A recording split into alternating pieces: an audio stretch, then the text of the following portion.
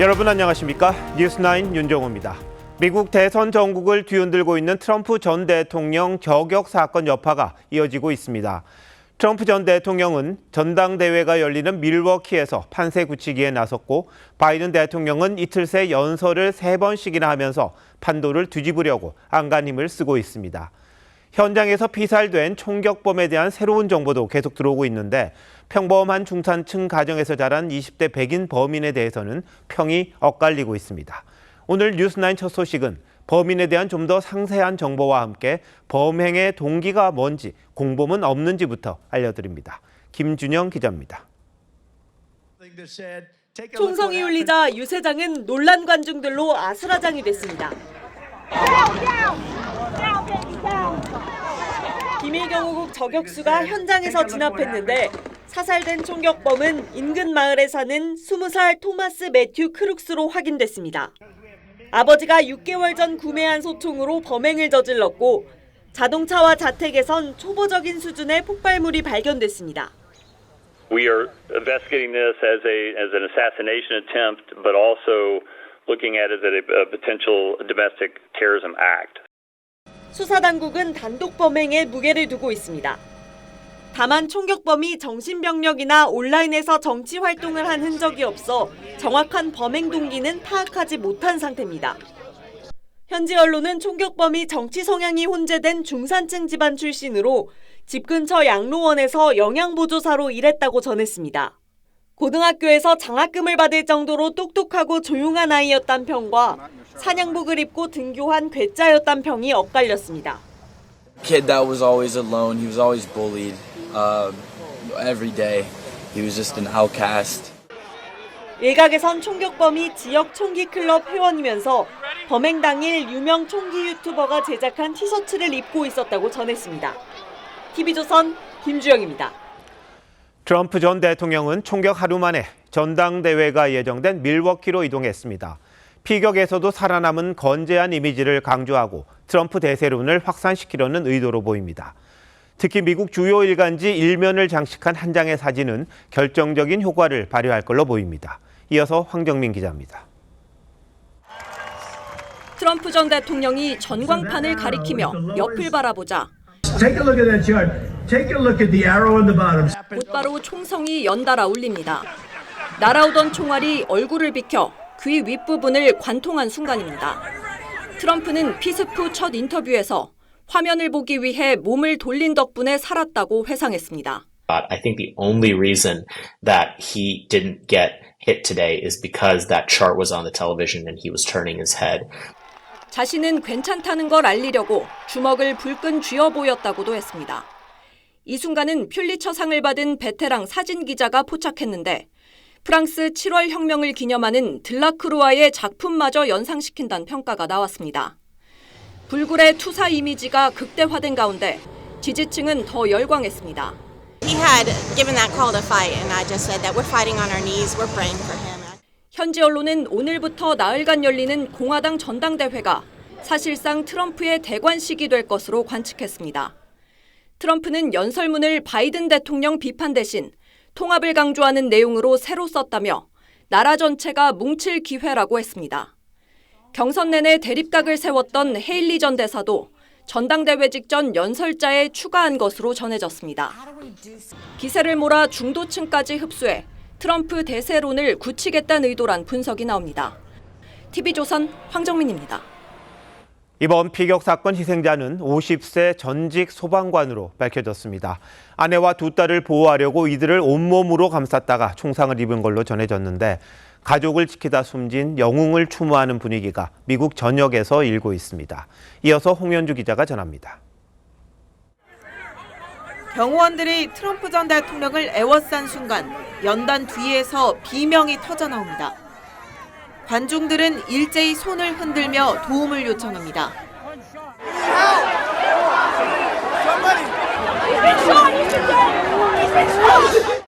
총격범이 쏜 총탄에 한 남성이 쓰러진 겁니다.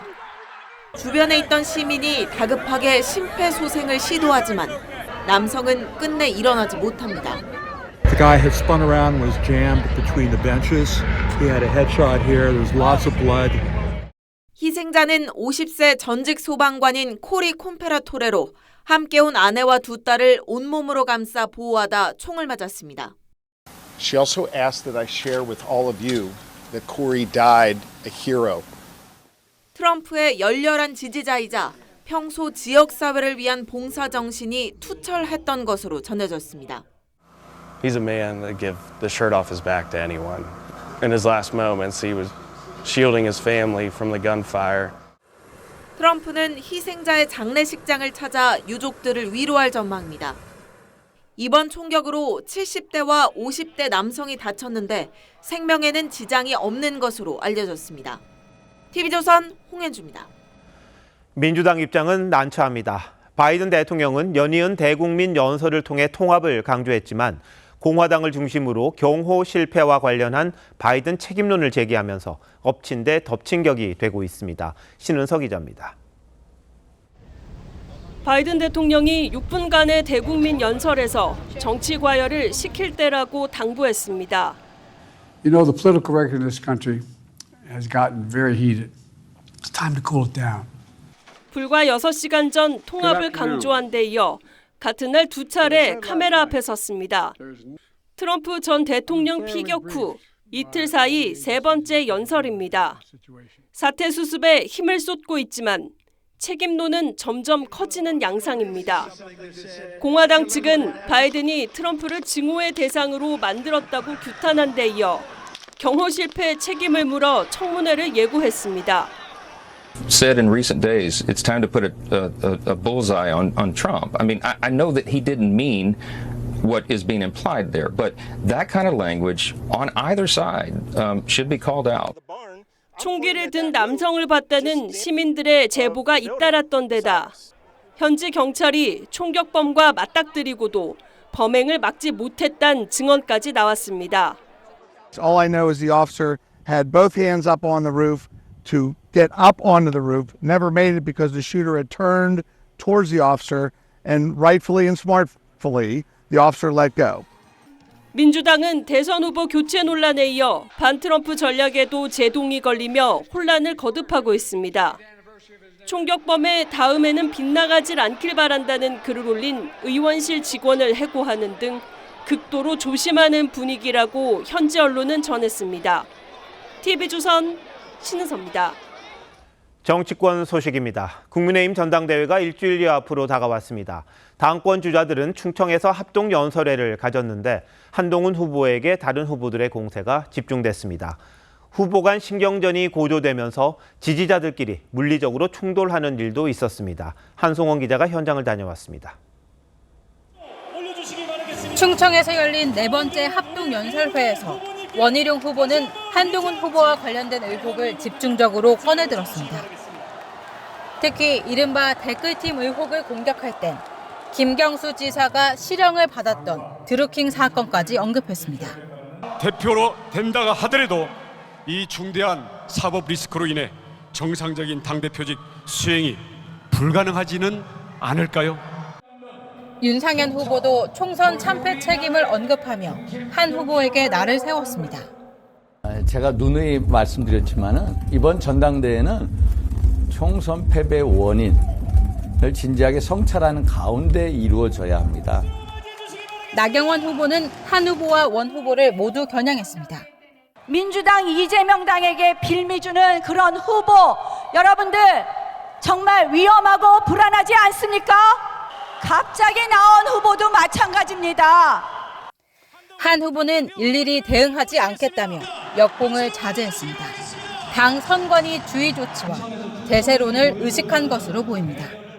자발적인 지지자들이 댓글을 단 게 잘못인가요? 분위기가 과열되면서 원희룡, 한동훈 후보 지지자들 사이에 물리적 충돌도 벌어졌습니다. 로켓과 위성을 만들어낸 배력 연구단입니다. 여러분 진정해 주십시오. 여러분. 또 한 후보를 테러하겠다는 글이 한 인터넷 커뮤니티에 올라오면서 연설회장 출입 통제가 평소보다 강화되기도 했습니다. 내일부터는 TV 토론회가 4일 연속으로 예정돼 있습니다. 당 지도부 자제령에 수위 조절에 들어갔던 당권 주자들의 공방이 다시 불붙을 가능성도 있습니다. TV조선 한송원입니다. 연설회장 밖에서도 후보들 간 신경전은 치열했습니다. 한동훈 후보가 자체 여론조사에서 과반 이상을 얻었다는 보도와 관련해 다른 후보들은 자체 조사 공표는 불법이라며 선관위에 제재를 요청했습니다. 하지만 한 후보는 모르는 일이라고 일축했습니다. 여론조사 보도가 왜 논란의 중심에 오른 건지 이채림 기자가 취재했습니다. 연설회에 앞서 국민의힘 선관위는 당헌 당규에 어긋나는 선거운동을 자제해달라고 촉구했습니다. 한동훈 후보 측이 자체 조사했다는 여론조사 보도를 언급한 겁니다. 출처가 확인되지 않은 여론조사가 언론에 보도되면서 경선 과정을 더욱 혼탁하게 하고 있지 않는가. 하지만 나경원 원희룡 후보는 선관위가 좀 더 명확한 조치를 취해야 한다며 선관위를 거듭 압박했습니다. 당헌 당규 위반은 물론 당심에 영향을 주려는 나쁜 의도로 보여지기 때문에 선거 규정대로 하지 않는다면 선관위가 왜 존재합니까? 저희는 뭐 경고, 시정 조치 다 협조하는데. 두 후보가 해당 보도에 민감한 반응을 보이는 건 어떻게든 한 후보의 1차 과반을 막아야 한다는 절박감 때문으로 분석됩니다. 한 후보는 결선 투표 없이 1차에서 과반 득표를 얻어 승리하겠다는 목표를 세운 반면 두 후보는 2차 경선에서 반한동훈 연대를 이끌어내겠다는 전략입니다. 다만 한동훈 후보는 논란이 된 보도는 캠프와 무관하다고 선을 그었습니다. 저희가 내보낸 건 아닌 걸로 알고 있고요. 저희가 내보냈으면 좀 더 구체적인 내용이 나갔겠죠. 이런 가운데 당 선관위는 원 후보 측 관계자가 한 후보 가족을 비방하는 영상을 SNS 등에 공유한 사실을 확인하고 구두 경고했습니다. TV조선 이채림입니다. 야당이 정진석 비서실장을 비롯한 대통령실 관계자들을 공수처에 고발했습니다. 윤석열 대통령 탄핵 청원 청문회와 관련해 출석 요구서 수령을 거부했다는 게 이유입니다. 대통령실은 위헌적 청문회엔 응할 수 없다는 입장을 분명히 했고 야당이 추진하는 상설특검은 독재적 발상이란 반응입니다. 장세희 기자입니다. 공수처를 찾은 국회 법사위 소속 민주당과 조국혁신당 의원들이 대통령실을 규탄합니다. 청문회 방해 윤 정권 규탄한다! 규탄한다! 규탄한다! 규탄한다! 대통령실이 탄핵 청원 청문회 출석 요구서 수령을 조직적으로 거부했다며 정진석 비서실장을 비롯한 10여 명을 국회 증언감정법 위반과 직권남용 등의 혐의로 고발했습니다. 정당한 공무집행을 폭력으로 방해해서 특수 공무집행 방해와 또 고의로 출석 요구서 수령을 회피하는 그런 범죄를 저질렀습니다. 민주당 의원들이 지난 12일 용산 대통령실 앞에서 경찰과 실랑이 끝에 안내실에 진입해 출석 요구서를 놓고 나왔지만 대통령실이 도로에 내려놓으며 수령을 거부한 바 있습니다. 공문서를 임의로 무단으로 버리려고 하고 있습니다. 버렸습니다. 대통령실은 위헌적이고 불법적 탄핵 청문회엔 응할 수 없다는 입장을 분명히 했습니다. 윤 대통령이 해병대원 특검법에 대해 거부권을 행사하자 민주당 일각에서 상설 특검 규칙 개정을 검토 중인데 대통령실 고위 관계자는 추천권을 독점하겠다는 독재적 발상이라고 비판했습니다. 민주당은 오는 19일과 26일 대통령 탄핵 청원 청문회를 강행할 계획인데 김건희 여사 관련 의혹을 다룰 두 번째 청문회에 이원석 검찰총장도 증인으로 부를 계획입니다. TV조선 장세희입니다. 이미 두 차례 방송통신위원장에 대한 탄핵을 시도했던 민주당이 방송통신심의위원장도 탄핵할 수 있도록 법 개정에 나섰습니다. 언론심의기구인 방심위는 외압에서 자유롭도록 민간기구로 두고 있는데 위원장 직위를 탄핵소추가 가능한 공무원으로 바꾸겠다는 겁니다. 국민의힘은 방송통신법의 입법 취지를 정면 부정하는 행위라고 반발했습니다. 최지원 기자의 보도입니다. 민주당 한준호 의원이 대표 발의한 방송통신위원회법 개정안은 방심위원장이 헌법이나 법률을 위배한 경우 탄핵 소추를 의결할 수 있다는 조항을 신설한 게 핵심입니다. 민간 독립기구인 방심위의 위원장 신분을 현재 민간인에서 정무직 공무원으로 바꿔 재직 중에도 탄핵 소추가 가능하도록 했습니다. 사실상 류희림 현 방심위원장을 겨냥한 걸로 해석됩니다. 이 법이 통과되고 시행이 되는 당시에 류일임 위원장이 있다라고 한다면은 당연히 탄핵 대상이 될 수 있습니다. 민주당은 류 위원장이 특정 언론을 표적 심의하고 친인척을 동원해 민원을 사주했다는 의혹 등을 제기해왔습니다. 민원 사주를 받아갖고 의결을 하고 압박하고 이런 행위를 했어요. 저는 이건 매우 심각한 범죄 행위라고 생각해요. 공직 자리에 앉아서는 안 되시는 분이라고 생각을 하고 지난번에도 말씀드렸지만은 저 부분은 됐습니다. 현재 그 본인이 위원님 수사와 민주당은 앞서 김홍일 전 방통위원장 탄핵을 시도했지만 자진 사퇴로 무산된 데 이어 후임으로 내정된 이진숙 후보자 역시 편향성의 이유로 탄핵을 예고하고 있습니다. 국민의힘 미디어 특위는 방심위원장에 대한 외부의 부당한 지시와 간섭을 금지한 방통위법 부정이라고 비판했습니다. 방심위원장 탄핵 공세는 방송통신위원회법 입법 취지를 정면으로 부정하는 말 그대로 법치 파괴의 전형입니다. 그러면서 헌법이 부여한 탄핵 소추권의 무게와 의미를 망각하지 말라고 지적했습니다. TV조선 최재원입니다. 이재명 전 민주당 대표가 결국 수원지법에서 대북 송금 사건 재판을 받게 됐습니다. 이화영 전 부지사와 김성태 전 회장에게 같은 사건으로 유죄 판결을 내린 재판부를 피하기 위해 재판에 병합을 신청했지만 대법원이 기각했습니다. 이 전 대표의 사법 리스크가 한층 더 무거워지게 됐다는 분석입니다. 전정원 기자가 보도합니다. 수원지법은 지난달 13일 이재명 전 대표의 대북 송금 재판을 전산 자동 배당으로 형사 11부에 배정했습니다. 그러자 이 전 대표는 지난 1일 이 재판을 서울중앙지법에서 진행 중인 대장동 재판에 병합해달라고 신청했습니다. 대북 송금 병합이 안 되면 의정활동과 당내 지장이 있다고 보시나요? 선거법과 하지만 대법원은 오늘 이 전 대표의 신청을 기각했습니다. 수원지법 형사 11부는 이화영 전 부지사와 김성태 전 회장의 대북 송금 재판에서 잇따라 실형을 선고했고 쌍방울이 북한에 건넨 돈이 이 전 대표의 방북 비용 대납이라는 취지로 명시했습니다. 이 전 대표가 같은 사건에 2번이나 유죄를 선고한 재판부를 피하지 못하게 된 겁니다. 검찰은 대법원의 기각 결정에 신속한 재판 진행의 원칙을 천명한 것이라고 환영 입장을 냈습니다. 이 전 대표 측은 따로 입장을 내지 않았습니다. 수원지법 관계자는 오늘 대법원 기각 결정으로 정지돼 있던 공판 절차가 진행될 것이라며 언제쯤 재판이 시작될지는 아직 예상하기 어렵다고 했습니다. TV조선 전정원입니다.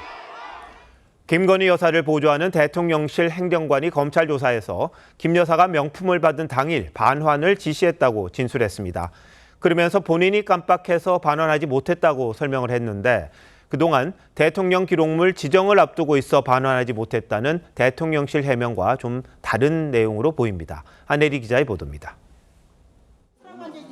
최재형 목사가 김건희 여사에게 명품을 건넨 건 2022년 9월 13일입니다. 주는 선물은 다 받으셨고 청탁 중에 일부는 반응이 없었지만 일부는 반응을 보이고 당시 면담 일정을 조율했던 대통령실 유모 행정관은 지난 3일 검찰 조사에서 김 여사가 당일 파우치 반환을 지시했다며 업무 우선순위가 아니어서 반환하는 걸 깜빡했다는 취지로 진술했습니다. 또 김 여사는 서울의 소리가 지난해 11월 몰카 영상을 공개할 무렵에 반환되지 않은 사실을 알게 됐다고 설명한 것으로 알려졌습니다. 그동안 대통령 기록물법에 따라 보관하고 있다는 대통령실 설명 취지안은 배치된다는 지적이 나옵니다.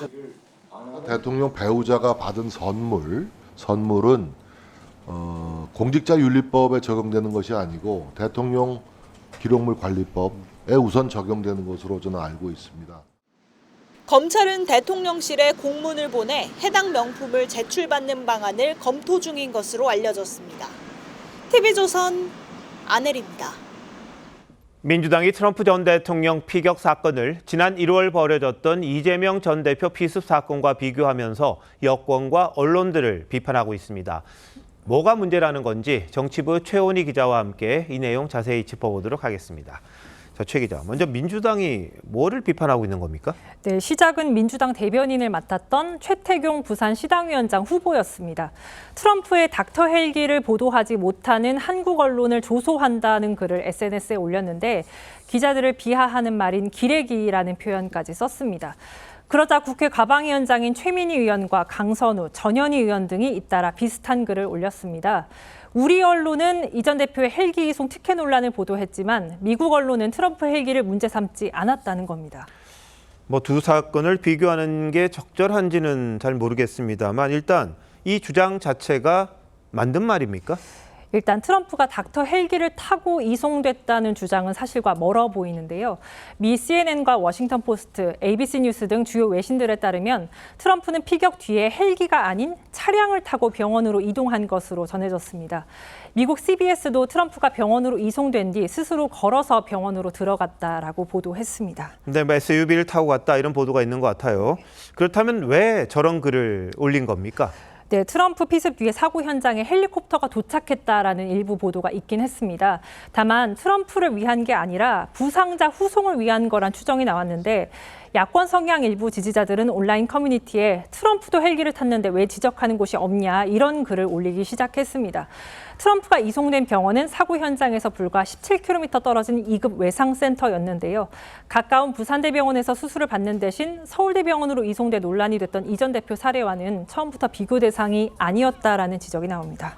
자, 그럼 해당 글을 올린 의원들의 입장 나온 게 있습니까? 네, 최민희 의원실 관계자는 트럼프가 헬기를 탄 사실이 확인되지 않았고 또 적절한 비교도 아니었다는 점을 인정한다면서 곧바로 글을 삭제했습니다. 강선우 의원은 언론 보도 행태가 다르다는 사실을 지적하고 싶었다 이렇게 말했습니다. 네.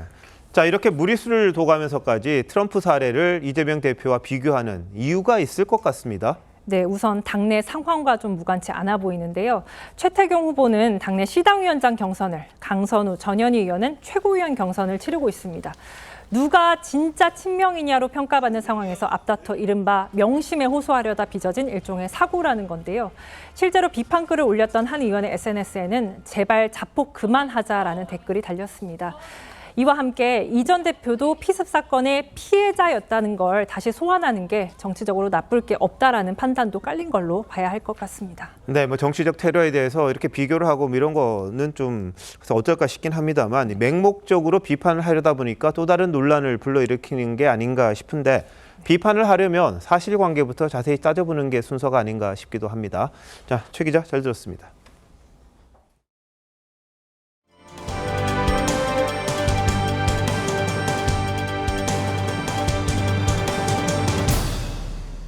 본격적인 무더위의 시작을 알리는 초복이었습니다. 서울 등 수도권과 호남 지역은 장마디 나타나는 가마솥 더위가 시작돼 이 삼계탕집에는 몸보신하려는 시민들로 긴 줄이 늘어섰는데요. 올 초복에 감지된 변화를 꼽으라면은 이 개식용 금지법 통과로 보신탕 거리가 예년과는 확실히 달라졌다는 겁니다. 변정현 기자입니다. 아이들이 더위를 식히기 위해 도심 분수대에 뛰어듭니다. 나무 그늘 아래에 선 시민들이 연신 부채질을 합니다. 초복인 오늘 점심시간 삼계탕집은 직장인들과 외국인 관광객들로 북적였습니다. 오전 11시 30분이 조금 넘었는데도 삼계탕집 앞에는 100명 넘는 긴 줄이 늘어섰습니다.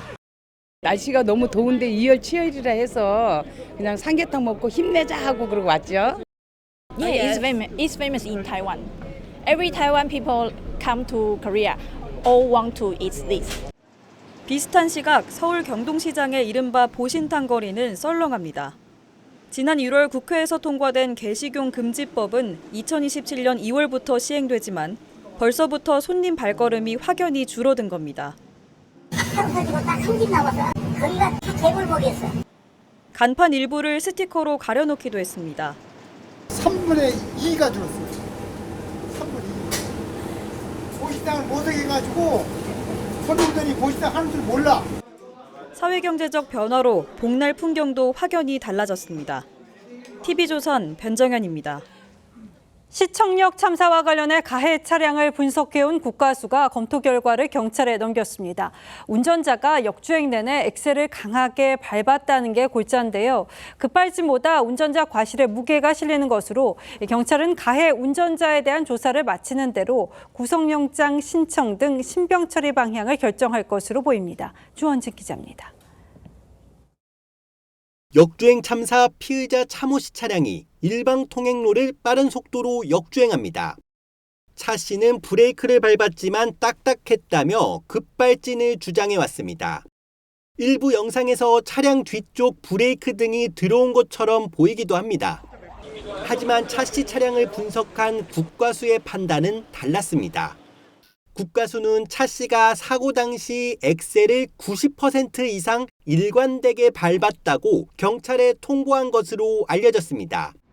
차 씨가 브레이크를 밟은 기록은 없으며 브레이크 등이 점등된 것으로 보이는 건 난반사 현상이라고 설명했습니다. 가로등 불빛이 브레이크 등에 반사되면서 일어나는 난반사 현상이라는 설명입니다.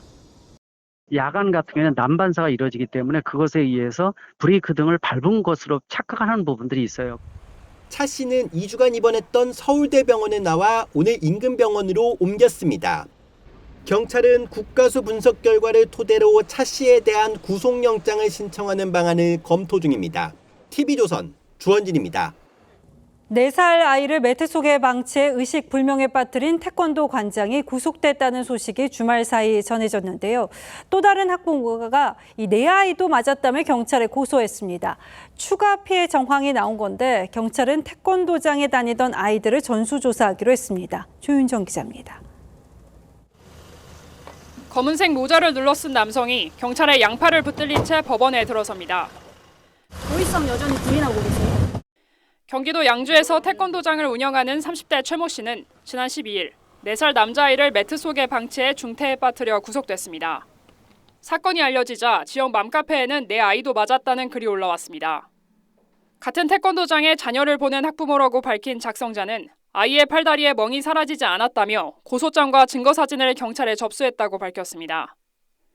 어린 아이의 그 부모가 지금 추가로 한 명 고소해서 지금 그것까지 같이 이렇게 수사하고 있습니다. 경찰은 태권도장 내 또 다른 학대가 있었는지 파악하기 위해 관원들을 상대로 전수조사를 벌일 예정입니다.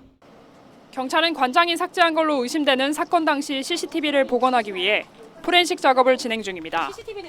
TV조선 조윤정입니다. 20대 여성이 새벽 시간 금은방을 털었습니다. 범행 전후로 옷을 갈아입는 치밀함도 보였는데요. 범행 뒤 18시간 만에 검거됐습니다. 김태준 기자가 취재했습니다. 운동복 차림의 여성이 모자를 눌러쓰고 마스크로 얼굴을 가린 채 금은방 쪽으로 오더니 입간판을 들고 유리를 향해 던집니다. 잠시 주변을 배회하며 딴청을 피우던 여성은 다시 돌아와 가게 앞에 놓인 대리석과 입간판을 수차례 던져 결국 유리를 깹니다. 가게 안으로 들어온 여성은 또다시 입간판으로 진열대를 내리쳐 귀금속을 허겁지겁 주머니에 쑤셔놓고는 2분도 되지 않아 가게를 빠져나갑니다. 보안 시스템은 작동하지 않았습니다. 여기가 다 난장판이고 유리 저 앞에 대리석 올려 있거든요. 그걸로 치고 간판으로 치고 빼고 시가 5천만 원 상당의 귀금속을 훔친 여성은 인근 아파트 단지로 달아났고 원피스로 갈아입은 뒤 택시를 타고 유유히 도주했습니다. 치밀하게 계획을 했어. 범행하기 전에 옷 갈아입고 그다음에 범행하고 다시 이제 원상태로 다시 옷 갈아입고 깨진 유리를 발견한 이웃 주민의 신고로 출동한 경찰은 사건 발생 18시간 만에 광주 서구의 한 애견 카페에서 친구들과 있던 범인을 검거했습니다. 여성은 경찰 조사에서 월세 등 생활비가 필요해 인터넷 검색으로 금은방을 물색했다고 진술했습니다. 훔친 귀금속을 모두 회수한 경찰은 20대 여성에 대해 구속영장을 신청했습니다. TV조선 김태준입니다. 최근 울산의 한 아파트 화단에서 잇따라 발견된 현금 7,500만 원의 주인은 80대 노인으로 확인됐습니다. 개발 보상금으로 받은 돈이었다고 하는데 대체 왜 화단에 숨겨놓은 걸까요? 김동현 기자입니다. 인적이 없는 밤 한 남성이 아파트 곳곳을 걸어다닙니다. 무언가를 살피는 듯 두리번거리기도 합니다. 배회하는 이 남성이 아파트 화단에서 지난 4일과 6일 잇따라 발견된 현금 다발의 주인으로 밝혀졌습니다. 남성은 CCTV 사각지대인 이 화단에 5만 원권으로 된 현금 뭉치 7,500만 원을 숨겼습니다. 화단에 갔다가 불보기가 눈에 띄더라고요. 호기심을 뜯어봤다가 뼈에 돌이 들었더라고요. 경찰은 거액의 현금이 범죄와 연관됐을 가능성을 열어놓고 수사에 나섰습니다. 돈다발을 묶었던 띠지에 적힌 은행 이름을 보고 거액을 인출한 사람을 추적했는데 8일 만에 80대 노인을 찾아낸 겁니다. 4월경에 5천만 원, 그다음 6월 중순경에 5,700만 원 이렇게 다액으로 인출한 것은 있습니다. 경찰은 이 남성이 과거 개발보상금으로 거액을 받았다면서 잃어버린 7,500만 원을 돌려줬습니다. 또 거주하지도 않는 아파트 화단에 거액을 둔 이유는 기억하지 못했다며 자치단체에 보호 조치를 요청했습니다. TV조선 김동료입니다. 어젯밤 서울의 한 고층 아파트에서 불이 났습니다. 주민 130여 명이 긴급 대피하는 등 소동이 빚어졌는데요. 술에 취한 30대 남성이 자진 신고하면서 소동은 일단락됐습니다. 이광희 기자입니다. 아파트 베란다에서 시뻘건 불길이 치솟아 오르고 검은 연기가 무서운 기세로 고층부로 번집니다. 불이 계속 커지고 있어. 어제 저녁 8시 10분쯤 서울 동대문구 21층짜리 아파트 9층에서 불이 났습니다. 화재는 1시간 만에 꺼졌지만 주민 132명이 긴급 대피했고 70대 여성 1명은 연기를 들이마셔 병원으로 옮겨졌습니다. 누가 불 난다고 소리 터져갖고 그때 이제 알고 여기 엄청 많이 다 꽉 찰 정도로 다 나오셔갖고. 처음 불이 난 집에 사는 30대 남성 황모 씨는 출동한 경찰에 내가 불을 냈다고 진술했고 경찰은 황 씨를 긴급 체포했습니다. 황 씨는 경찰에서 술에 취해 있었고 신변을 비관해 불을 붙였다고 진술했습니다.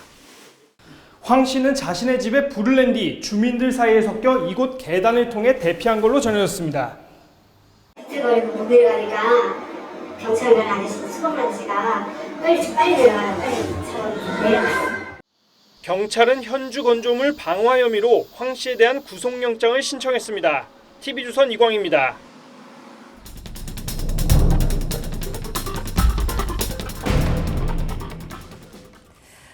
인구 감소로 병원은 물론이고 보건소에도 의사가 없는 마을이 늘어나는 건 아쉽게도 이제 뉴스도 아니게 됐죠. 이런 의사가 없는 농어촌 마을에 어르신 몇 분 빼고는 사람이 없으니까 약국도 이제 수지타산이 맞지 않는 탓에 개업을 하려는 약사가 없습니다. 주민 불편이 이만저만이 아닌데요. 먼저 이낙원 기자가 보도합니다. 경북 문경시 동로면에 사는 64살 임종순 씨 집에 통풍약과 감기약이 쌓여 있습니다. 주민 1,900명이 넘는 동네지만 약국이 하나도 없어서 30km 떨어진 읍내까지 나가야 하기 때문입니다. 주민들에게 상비약 등을 팔던 이 마을 마지막 약국도 4년 전 문을 닫았습니다. 버스로 1시간 반이 걸리는 거리입니다. 약국이 멀리 있으니까 우리가 이렇게 쟁여놓고 먹어야 돼요. 점송 갈 때마다 사다 쟁여놔요. 거동이 불편한 어르신들은 그조차 엄두가 나지 않습니다. 어르신들이 갑자기 뭐 두통이 온다든가 배가 아프다든가 했을 때 그런 약국이 없어서 못 찾아서 그 고통을 감내해야 되시는데. 하나 있는 편의점에서 8, 9종의 상비약을 팔지만 대부분이 두통약입니다. 동네에 딱 와보니 약국이 하나도 없더라고요. 놀랐는데 우황청심원 하나 먹으려 해도 당장 없잖아요. 급할 때 보건지소를 찾지만 공보위는 일주일에 이틀만 출근합니다. 한국의 인구당 약국 수는 OECD 국가 평균의 1.7배이지만 지역 편중 때문에 정작 절박한 사람들은 약 하나 지어 먹기도 힘든 상황입니다. TV조선 이낙원입니다. 마을 어르신들 걱정에 지자체들이 약국 유치에 나서 봅니다만 지원금을 준다고 해도 오겠다는 약사는 없습니다. 이런 상황에서 사명감 하나로 병원도 약국도 없는 백령도에 약국을 개업한 약사가 있습니다. 조윤희 기자가 만났습니다. 희끗한 머리의 약사가 주름진 손으로 약을 조제합니다. 지난해 4월 75살의 나이에 백령도에 약국을 연 약사 최영덕 씨입니다.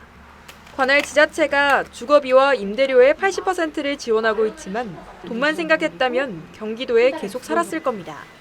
혜택도 못 받으면서 최적경 지역에서 사는 걸 보고 남은 인생은 이제 그분들을 위해서 약에 대한 불편함 없어지고 백령도에 오게 됐습니다.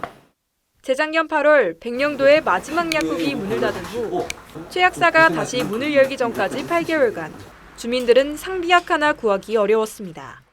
육지에 있는 애들한테 상비약을 좀 보내달라고 그래가지고 군부대 의무실 그때 좀 가서 도움을 청하기도 하고 그럽니다. 인천 옹진구는 이번 달부터 백령도로 들어오는 모든 의약품에 대한 운반 비용을 전액 지원하고 있습니다. 인구 감소로 농어촌이나 섬의 약국을 유지하기 어려워지는 만큼 인구 소멸 지역에는 온라인 약 배송을 허용해야 한다는 지적이 나옵니다.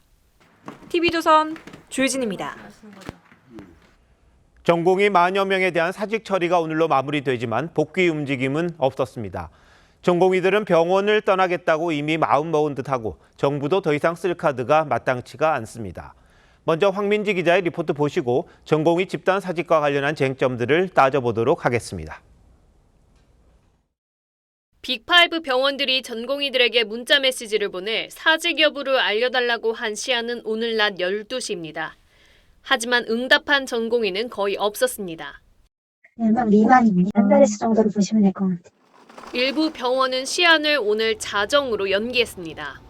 전공의 만여 명의 집단 사직이 초읽기에 들어간 오늘 선배 의사들은 복귀를 설득하는 대신 정부 비판에 열을 올렸습니다.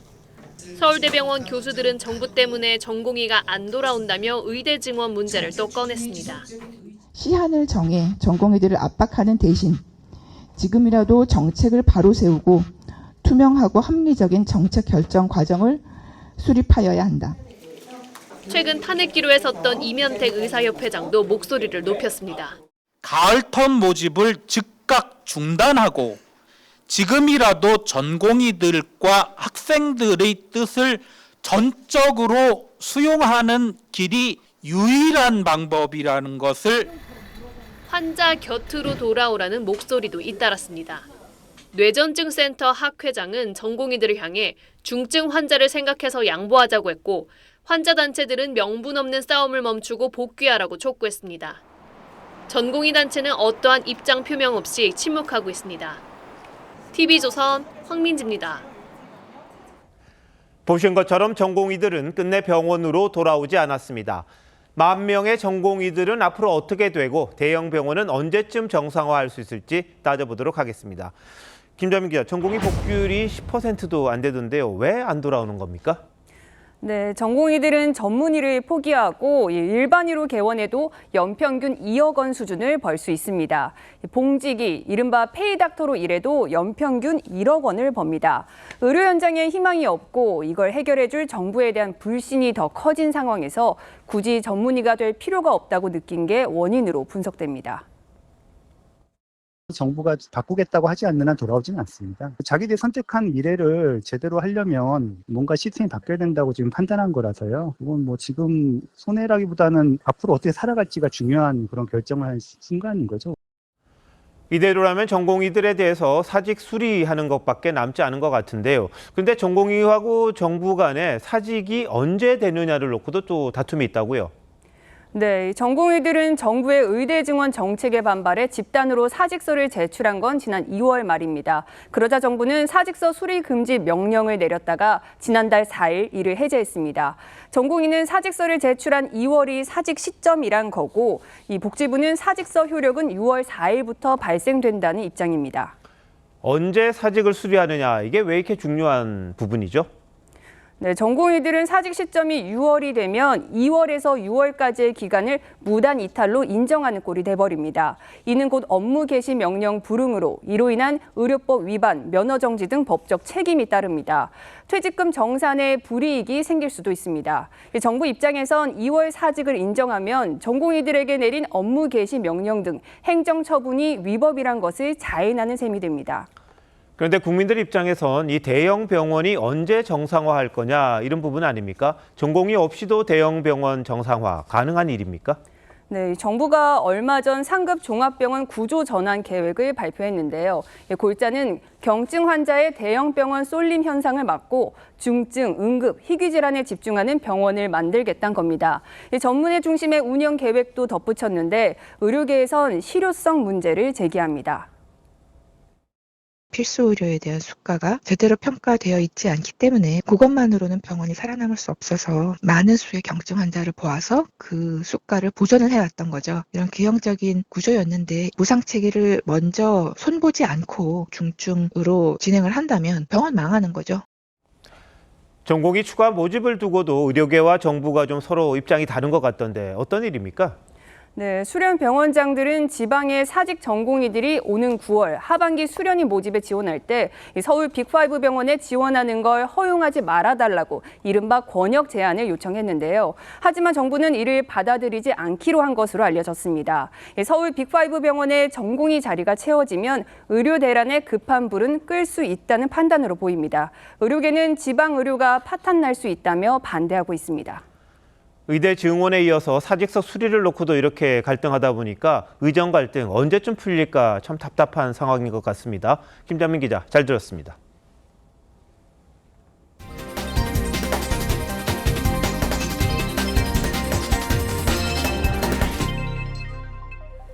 요즘 인공지능 AI가 안 쓰이는 분야가 없습니다. 식품업계에서는 아예 제품을 만드는데 AI를 사용할 정도인데요.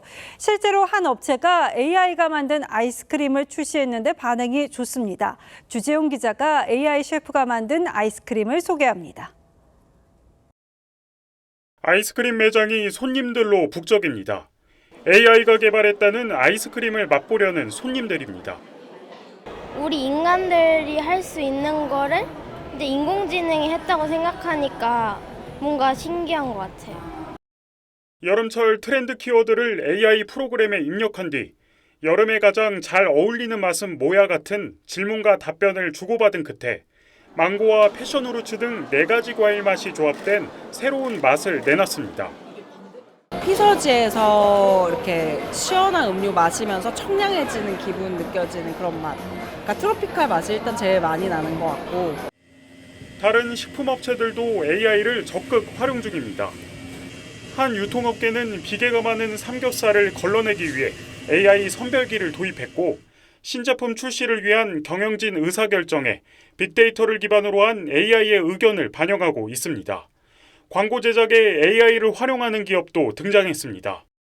인공지능을 도입함으로 인해서 자기의 기업이 4차 산업혁명을 선도하고 혁신하는 기업이라는 것을 보여줄 수 있는 것이고 제조업체들도 인력이 많이 필요한 조리나 품질 검사 등을 AI로 대체하고 있어 식품 산업이 AI 상용화의 선두주자로 빠르게 떠오르고 있습니다.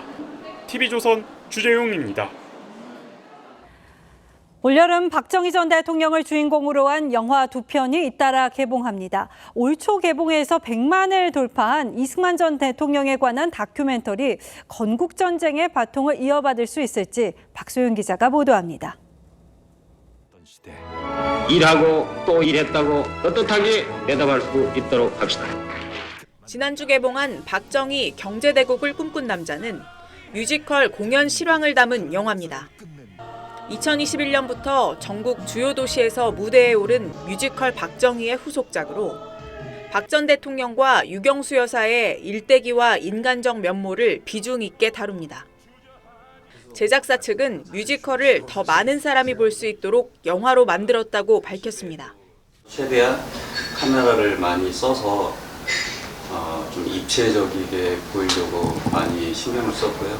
그리고 또 공연 실황과는 다르게 또 그 배우님들의 생생한 표정과 이제 감정을 담으려고.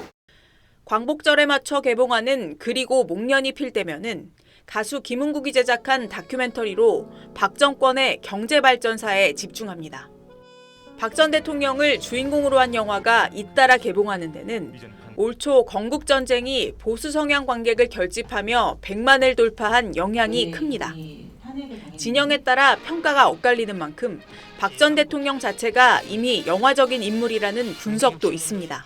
제가 워낙 이 공과 과가 뚜렷하고요. 무엇보다도 다면적인 측면이 있기 때문에 해석할 여지가 많습니다. 그래서 영화적으로 매력적인 측면이 있다 보니까 건국전쟁에 이은 또 다른 정치 영화가 흥행에 성공할지 영화계도 주목하고 있습니다.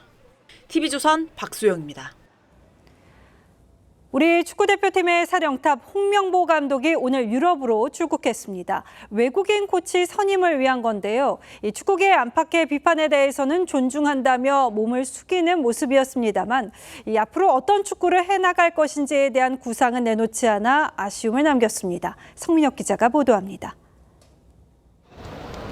정식 사령탑에 오른 지 이틀 만에 홍명보 감독은 유럽으로 떠났습니다.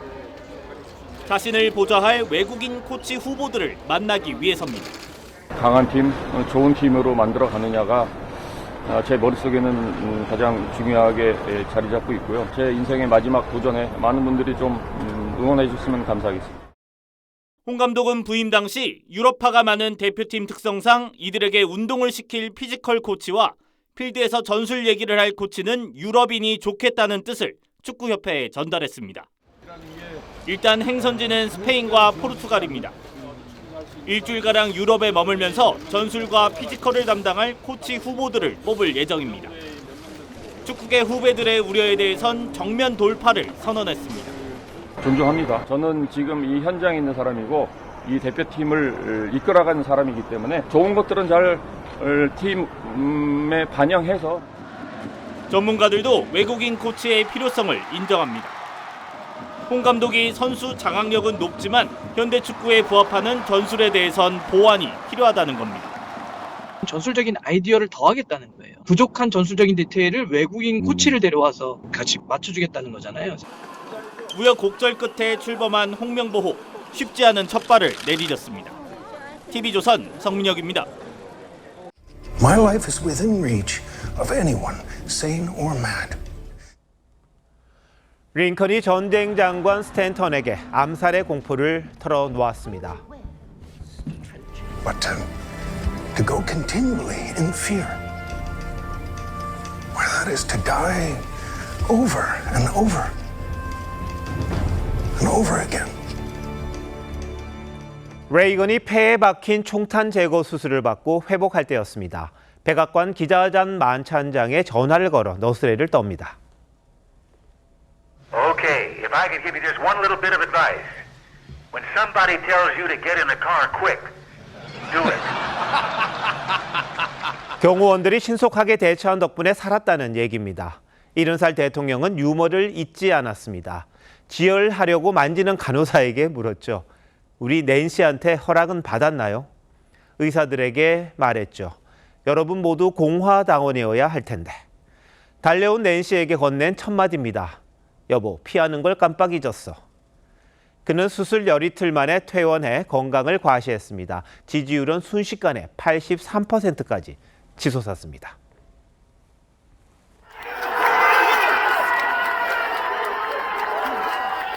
트럼프가 피를 흘리며 주먹을 불끈 쥐고 외치는 순간 혼돈과 공포는 열광과 흥분으로 뒤집혔습니다. 싸우자, USA. 이런 구호가 유세장을 뒤덮습니다. 78살 트럼프는 이 한 장의 사진에서 불굴의 지도자인 양 우뚝 섰습니다. 81살 바이든을 더욱 노쇠해 보이게 만들었습니다. 반짝하는 찰나, 미디어와 대중의 눈을 의식하고 자극하는 본능이 발동한 걸까요? 카메라를 잔뜩 노려보는 이 머그샷처럼 말입니다. 미국인의 마음을 사로잡았던 레이건의 유머와는 사뭇 다릅니다. 그 또한 분노와 혐오로 두동강난 미국을 되비추는 거울 같습니다. 전직 대통령이자 유력 대선 후보에게 날아든 총탄은 극단적 증오 정치가 부른 극단적인 폭력입니다. 영웅적이다, 역사적이다. 트럼프에게 따라붙은 찬사들이 그래서 곱게만 들리지는 않습니다. 분노와 증오의 불을 질러 정치 동력으로 삼아온 장본인이 바로 트럼프 아니었던가요? 총기 소지를 옹호해온 그가 총격을 받은 것도 역설입니다. 불사조같이 일어서는 트럼프를 보며 미국 민주주의의 앞날을 무거운 마음으로 떠올립니다.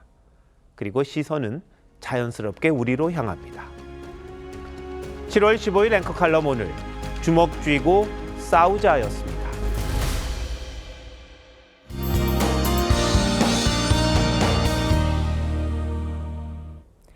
정체전선이 북상하면서 내일은 전국에 장맛비가 내리겠습니다. 내일 아침까지는 남해안과 제주도에, 모레는 중부지방에 강한 비가 집중되겠습니다. 내일 새벽부터 오전 사이 중부지방은 비가 소강 상태를 보이는 곳이 많겠고, 제주도는 낮에, 남부지방은 밤에 비가 대부분 그치겠습니다. 모레까지 중부지방에 30에서 80, 수도권과 강원에 100mm 이상의 많은 비가 내리겠고요. 남해안에도 최고 80mm 이상이 예상됩니다. 한편 서쪽 지역을 중심으로는 폭염주의보가 내려져 있습니다. 오늘 밤사이 제주도에 열대야가 예상되고요. 아침 기온 서울이 24도, 울산 21도로 오늘과 비슷하겠습니다. 내일도 낮 동안은 후텁지근하겠습니다. 서울과 청주, 대전이 30도 보이겠습니다. 이번 한 주간에도 장맛비가 길게 이어지겠습니다. 날씨였습니다. 7월 15일 월요일 뉴스나인 마칩니다. 시청해주신 여러분 고맙습니다.